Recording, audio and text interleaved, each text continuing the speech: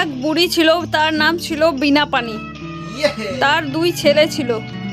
সে সবসময় সবার সাথে হিংসা করত আর সবার সাথে ঝগড়া করত। তার জন্য তার দুটা ছেলেকে এক পণ্ডিত এসে মাছ বানিয়ে দিয়েছিল। তার বাড়ির পাশেই এক পুকুর ছিল, সেই পুকুরেই দুই মাছকে রেখে দিয়েছিল।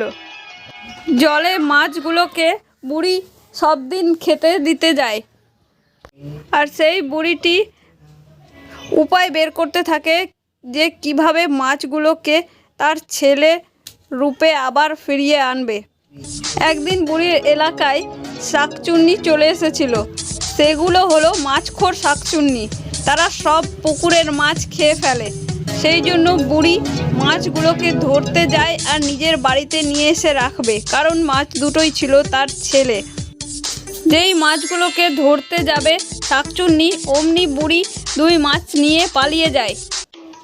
তারপর বাড়িতে গিয়ে অনেক যে পণ্ডিত তাকে অভিশাপ দিয়েছিল তার কাছে গিয়ে তার ছেলে কি করে।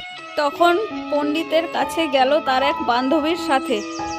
তারপর পণ্ডিতটি বুড়িকে একটি জল দিল মন্ত্র পড়া, আর বলল মাছ দুটোকে খাইয়ে দিতে, তারপর তার ছেলেরা ঠিক হয়ে যাবে। বুড়িটি তার বাড়ির সামনে দিকেই জলের মতো গর্ত করে জল ভরে সেখানেই দুই মাছকে রেখেছিল, আর সেই জলে মিলিয়ে দেয়। তারপর ছেলেগুলো ঠিক হয়ে যায়। এই হলো তার দুই ছেলে। গল্পটি ভালো লাগলে গল্পে লাইক শেয়ার কমেন্ট করে দিও, আর চ্যানেলটাকে সাবস্ক্রাইব করে দিও। তো দেখা হচ্ছে পরের গল্পের সাথে।